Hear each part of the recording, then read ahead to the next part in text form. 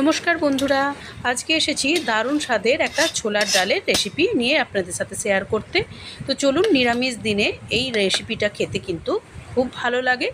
সব দিন ঘুগনি বা তরকারি খেতে ভালো লাগে না, সেই সময় এই ছোলার ডালের রেসিপিটা অবশ্যই একদিন বানিয়ে দেখবেন। তো এর জন্য আমি কি নিয়েছি, কিভাবে বানিয়েছি চলুন দেখে নেওয়া যাক।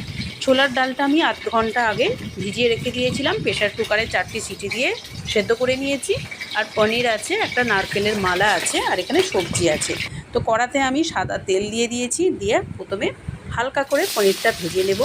আমি একটু কম তেলেতেই রান্না করি, যারা আমার ভিডিওগুলো দেখেছেন তারা জানবেন। তো অল্প তেলেতেই আমি রান্না করেছি। যারা একটু বেশি তেল খান আর একটু বেশি করে তেল দিয়ে দেবেন বা ঘি দিয়ে রান্না করবেন।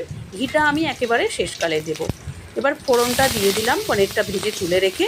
এবারে সবজিতে আমি দিয়েছি গাজর আর ক্যাপসিকাম দিয়েছি। এবারে আদা জিরে বাটাটা দিয়ে একটু মশলাটা ভালো করে কষিয়ে নেব।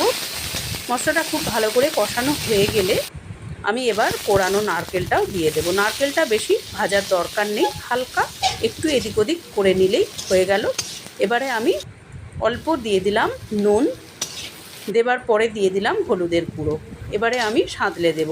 সেদ্ধ করে রাখা ডালটা দিয়ে দিলাম, দিয়ে অল্প একটুখানি জল দিয়ে ফুটিয়ে নেব। ফুটে উঠেছে, এবারে আমি দিয়ে দিলাম একটু স্বাদ মতো চিনি, আর নাবানোর আগে দিয়ে দেব একটু গরম মশলা গুঁড়ো, আর আমি তার আগে দিয়ে দিলাম ভেজে রাখা পনিরগুলো। তো এইভাবে একবার এই রেসিপিটা অবশ্যই ট্রাই করে দেখবেন। আর একদম সব শেষে নাবানোর সময় একটুখানি ঘি দিয়ে আমি নাবিয়ে নেব। আজকে আমি রুটি বানিয়েছি, তো এটা দিয়েই আমি পরিবেশন করছি। এই ধরনের ছোলার ডালটা একবার অবশ্যই বানিয়ে দেখবেন। ভালো লাগলে লাইক কমেন্ট শেয়ার করে দেবেন। আমার ভিডিওগুলো যদি ভালো লেগে থাকে আমার চ্যানেলটাকে সাবস্ক্রাইব করে দেবেন। ভিডিওটা দেখার জন্য অসংখ্য ধন্যবাদ।